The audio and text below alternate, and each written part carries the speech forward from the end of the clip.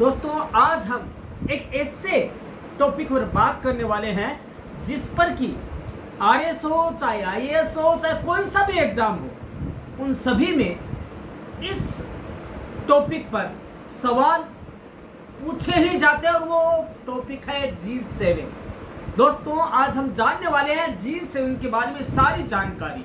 G7 क्या है, इसके सदस्य कौन है, इसके मुख्यालय क्या कहाँ है और कुछ ऐसे रोचक तथ्य जो कि वाकई में रोचक है, इनक्रेडिबल है, ऑसम है।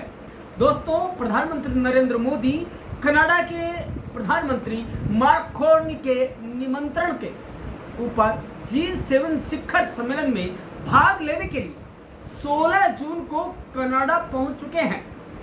दोस्तों प्रधानमंत्री मोदी G7 शिखर सम्मेलन में भाग लेने के लिए 16 और 17 जून को कनाडा के करानास्टिस की यात्रा करेंगे।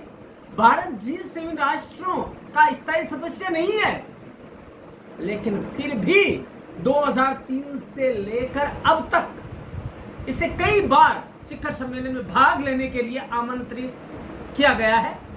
भारत औपचारिक सदस्य न होते हुए भी अतीत में एक विशेष आमंत्रित सदस्य के रूप में आउटरीच पार्टनर के रूप में G7 सम्मेलन में भाग ले चुका है।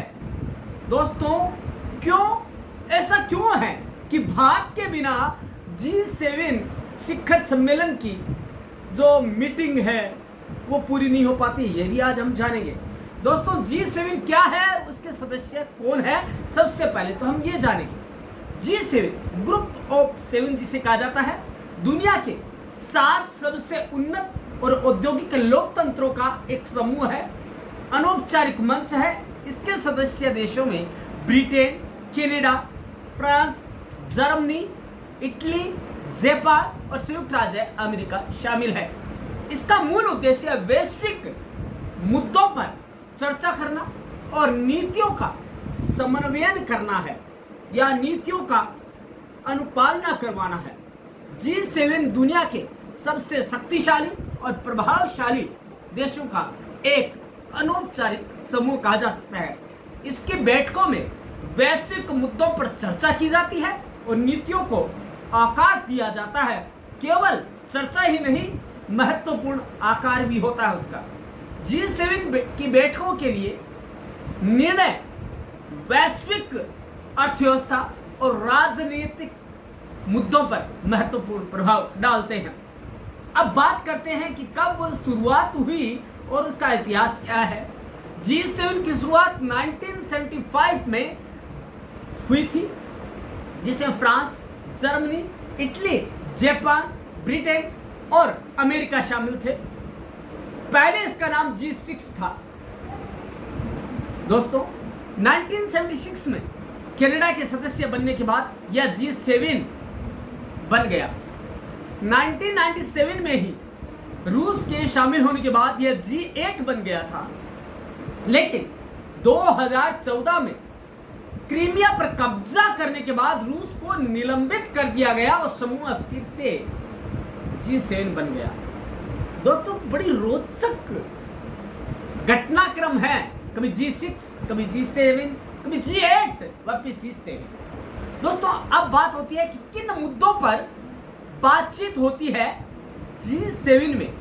दोस्तों शिखर सम्मेलन के हिस्से के रूप में नेता जो है वो अर्थव्यवस्था, जलवायु परिवर्तन, वैश्विक स्वास्थ्य संघर्ष और AI जैसे मुद्दों पर चर्चा करते हैं। ये संयुक्त घोषणा पत्रों पर बातचीत करते हैं, जिन्हें विज्ञप्ति के रूप में जाना जाता है, जो उनकी साझा प्रतिबद्धताओं का सारांश प्रस्तुत करते हैं। अब बात आती है कि कौन करता है G7 शिखर सम्मेलन की मेजबानी, कौन करता है इनमें से।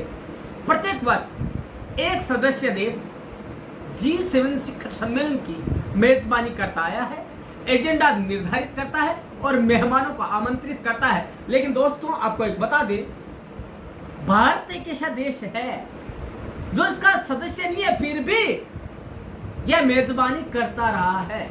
दोस्तों भारत और अन्य इनके जो कंट्रीज हैं, सदस्य हैं, वो मेजबानी करते हैं। अब हम बता दें कि 2025 में अध्यक्षता कौन करने वाला है G7 की।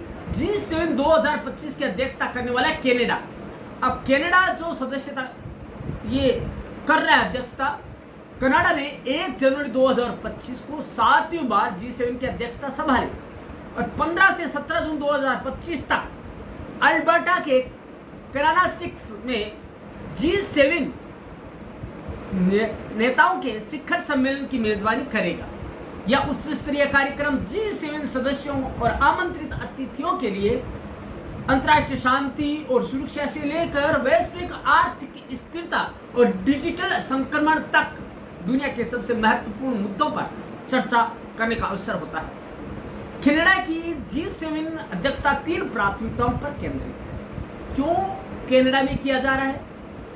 हमारे समुदाय और विश्व की सुरक्षा करना, ऊर्जा सुरक्षा का निर्माण और डिजिटल परिवर्तन में तेजी लाना, भविष्य की साझेदारी को सुनिश्चित और सुरक्षित करना। दोस्तों आप एक और बता देते हैं बीच में महत्वपूर्ण जानकारी कि ट्रंप है वो बीच में छोड़कर अपने से यूएस से रवाना हो चुके, क्योंकि ईरान और इजराइल का जो युद्ध है उसकी वजह से ट्रंप है वो बीच में ही समिट को छोड़कर यूएस के लिए रवाना हो चुके हैं। दोस्तों अब आपको बता दें भारत को G7 शिखर जो सम्मेलन है उसमें आमंत्रण कई बार मिल चुका है। भारत को अब तक 10 से ज्यादा बार G7 शिखर सम्मेलन में आमंत्रित किया जा चुका है। भारत को G7 शिखर सम्मेलन भागीदारी का इतिहास काफी पुराना है। भारत को पहला आमंत्रण 2003 को मिला था जब तत्कालीन प्रधानमंत्री अटल बिहारी वाजपेयी विशेष अतिथि के तौर पर फ्रांस में आयोजित इस कार्यक्रम में शामिल हुए। उसके बाद से 2005 से 2009 तक तत्कालीन प्रधानमंत्री मनमोहन सिंह हर साल इस शिखर सम्मेलन में हिस्सा लेते रहे। इसके बाद भी भारत को कई बार G7 शिखर सम्मेलन में आमंत्रित किया गया है। भारत को क्यों आमंत्रित किया जाता है जबकि वह सदस्य है ही नहीं? दोस्तों कुछ तो होगा। दोस्तों कुछ क्या है हम जान लेते हैं। दोस्तों भारत एक ऐसा मुल्क है जिसके बिना, भारत के बिना यूं कहें कि G7 देशों की बैठक है वो भारत के बिना, उपस्थिति के बिना पूरी नहीं हो सकती है। इसके क्या कारण है वो आज हम जानेंगे। दोस्तों G7 भारत को एक ऐसे शक्तिशाली साझेदार के रूप में देखते हैं जो इंडो पैसिफिक क्षेत्र में चीन की आक्रामकता का जवाब देने में सक्षम है। भारत क्वाड समूह भारत, अमेरिका, जापान और ऑस्ट्रेलिया का हिस्सा है जो चीन के प्रभाव को संतुलित और स्थायी करने में महत्वपूर्ण है। G7 देशों की बैठक कनाडा में चल रही है। दुनिया के एलीट देशों की बैठक भारत के लिए बहुत महत्वपूर्ण हो जाती है। इसकी महत्ता को इस तरह भी समझा जा सकता है कि बैठक का बुलावा न आने के पहले देश का विपक्ष और देश का दुश्मन पड़ोसी मुल्क पाकिस्तान भारत के मजे ले रहे थे, लेकिन इन अचानक बुलावा आने के बाद में सबके होश उड़ गए, या यूं कहें कि सबके मुंह सिल गए तो अतिशयोक्ति नहीं होगी। अब क्यों बुलाया जाता है आपको बता दें। दुनिया जल्द ही भारत को विश्व की तीसरी बड़ी अर्थव्यवस्था के रूप में, आर्थिक शक्ति के रूप में जानेगा। भारत इस साल ही दुनिया की चौथी सबसे बड़ी अर्थव्यवस्था बना है। तमाम वैश्विक संस्थाओं का मानना है कि भारत एक साल के अंदर ही तीसरी सबसे बड़ी अर्थव्यवस्था का खिताब भी पा सकता है। G7 देश जो विश्व की सबसे उन्नत अर्थव्यवस्थाओं का समूह है, भारत को वैश्विक आपूर्ति श्रृंखलाओं, सप्लाई चेन में एक महत्वपूर्ण खिलाड़ी मानते हैं। कनाडाई प्रधानमंत्री मार्क कार्नी ने शिखर सम्मेलन भारत को आमंत्रित करते हुए कहा कि भारत का होना आर्थिक और राजनीतिक के साथ ही रणनीतिक चर्चाओं के लिए जरूरी है, क्योंकि वैश्विक आपूर्ति श्रृंखलाओं का केंद्र बिंदु है विश्व का। उसके बाद है जियोपॉलिटिकल महत्व। दोस्तों जियोग्राफिकल महत्व भी बहुत है भारत का, जिससे कि जो भी विश्व की समस्याएं हैं जियोपॉलिटिकल वो पूरी भारत के इर्द गिर्द घूमती है और भारत ही वह देश है जो इन सब का समाधान पेश कर सकता है। वैश्विक चुनौतियों में योगदान। दोस्तों आपको बता दें कि G7 सम्मेलन में, शिखर सम्मेलन में जलवायु परिवर्तन, डिजिटल परिवर्तन, ऊर्जा सुरक्षा और अंतर्राष्ट्रीय शांति जैसे मुद्दों पर चर्चा होती है और भारत इन सब में आगे है, चर्चा करने में भी और समाधान प्रस्तुत करने में भी। इसलिए भी भारत को आमंत्रित किया जाता है। और दोस्तों, इसके साथ ही भारत विश्व का सबसे बड़ा लोकतंत्र है और G7 के लोकतांत्रिक मूल्यों के साथ मैच भी करता है। यह उसे उन देशों से अलग करता है जो G7 के लिए रणनीतिक चुनौतियां पेश करते हैं, जैसे कि चीन। अब आपको कुछ मुद्दों की तरफ ले जाते हैं, जाते जाते जो है ग्लोबल साउथ का प्रतिनिधित्व करता है। भारत है जो उभरते देश, ये G7 है वो मुख्य रूप से विकसित देशों का समूह है और भारत जैसे उभरते देशों को शामिल करके वैश्विक मुद्दों पर व्यापक सहमति बनाना चाहते हैं। भारत G20 अध्यक्षता 2023 ने इसे और अधिक मजबूत किया है, जिससे G7 को भारत की राय को नजरअंदाज करना मुश्किल हो गया। और दोस्तों, आपको बता दें कि विश्व की जितनी समस्याएं हैं, यूरोप की भी समस्याएं हैं, लेकिन भारत के पास उन सब का ग्लोबल साउथ सम्मेलन जब किया तो यह लगा कि भारत के पास उन सब का समाधान है, जिसे कि साउथ जो है वो भुगत रहा है या उससे परेशान है। दोस्तों, इसके अलावा मोदी की व्यक्तिगत छवि है, वो भी इसे कहीं न कहीं टच करती है। दोस्तों, 2019 से हर G7 शिखर सम्मेलन में भारत को आमंत्रित किया गया। 2020 को छोड़कर जब कोविड-19 के कारण शिखर सम्मेलन रद्द हुआ, यह भारत की बढ़ती वैश्विक हैसियत और मोदी के नेतृत्व में भारत की सक्रिय विदेश नीति को दर्शाता है। प्रधानमंत्री मोदी की वैश्विक मंचों पर सक्रियता और उनकी कूटनीतिक पहल जैसे G20 में भारत की भूमिका ने उन्हें एक प्रभावशाली नेता के रूप में स्थापित किया है और एक पहचान दिलाई है। G7 देश भारत के साथ द्विपक्षीय संबंधों को मजबूत करने के लिए भी मोदी के साथ सीधे संवाद को महत्व देते हैं। चीन के मुकाबले भारत को अधिक रणनीतिक मानते हैं, क्योंकि चीन चाहे कुछ भी हो, लेकिन वह G7 के जो नैतिक मूल्य है उन पर खरा नहीं उतरता। इसलिए चीन की बजाय ये भारत को आमंत्रित करना पहली प्राथमिकता मानते हैं। दोस्तों, इसके अलावा भारत जैसे देश ही बचा सकेंगे G7 की प्रासंगिकता। दोस्तों, एक समय की माने तो भारत जैसे देशों को शामिल करना इसे फिर से प्रासंगिक बनाने का एक तरीका हो सकता है। G7 देश भारत को एक लोकतांत्रिक और जिम्मेदार शक्ति के रूप में देखते हैं, जो रूस और चीन जैसे देशों के विपरीत है। दोस्तों, ये भारत है जो कि इसकी लोकतांत्रिक मूल्य प्रणाली जो G7 की है उसे अक्षुण्ण और अखंडित रख सकते हैं और उसे आगे बढ़ा सकते हैं। दोस्तों, ये तो हुआ G7 के बारे में मोटा मोटा ज्ञान। अब कुछ सवालात आते हैं आपके एग्जाम में, उनकी चर्चा कर लेते हैं। कौन कौन से सवाल आते हैं? G7 क्या है? G7 यानी ग्रुप ऑफ 7 7 प्रमुख औद्योगिक देशों का एक अंतर सरकारी राजनीतिक मंच है।